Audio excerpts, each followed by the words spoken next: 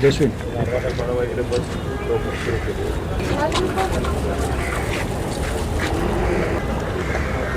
पालघर बस डेपोमध्ये हा या ठिकाणी आमदार राजेंद्र गावित, रोहित गावित आणि नगराध्यक्ष उत्तम घरत आणि सभापती तसेच नगरसेवक जयश्विन घरतसुद्धा या ठिकाणी उपस्थित आहेत.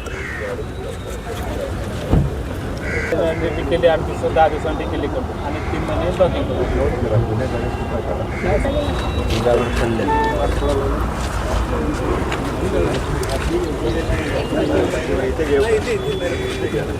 सर सर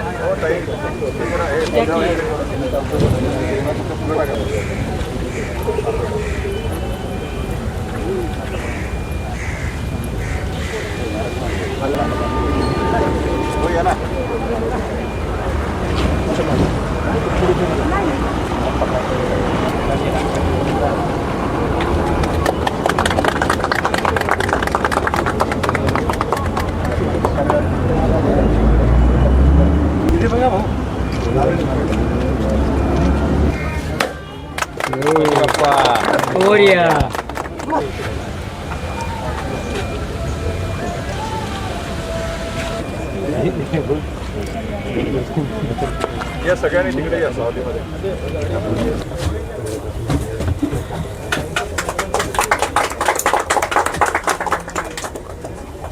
सर काय सांगाल, आज एस-टीच्या ताफ्यामध्ये 5 बसेस ज्या आहेत त्यांचं लोकार्पण आपल्या हस्ते झालेलं आहे आणि त्या बसेसचा आपण बसून अनुभवसुद्धा घेतलेला आहे. काय सांगाल?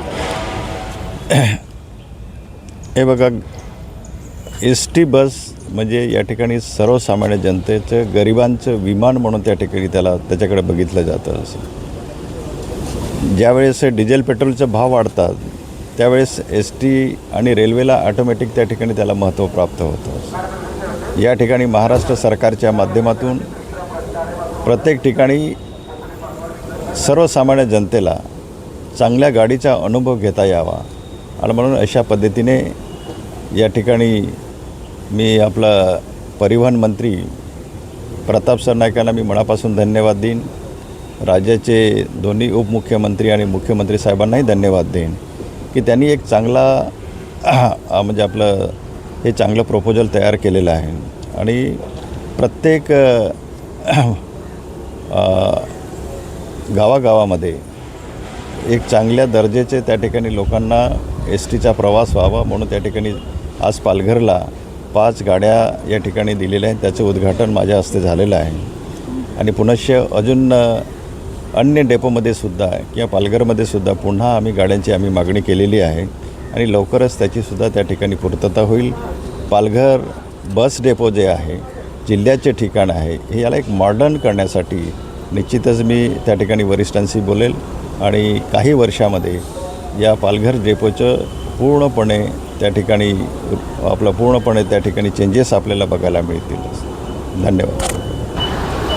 तर नक्कीच पाहिलं असेल आपण, आमदार राजेंद्र गावित यांच्या हस्ते आज या बसेसचं जे आहे ते लोकार्पण झालेलं आहे आणि त्यांनी या बसेस संदर्भात आपली प्रतिक्रियासुद्धा आपल्या मशालच्या माध्यमातून मांडलेली आहे.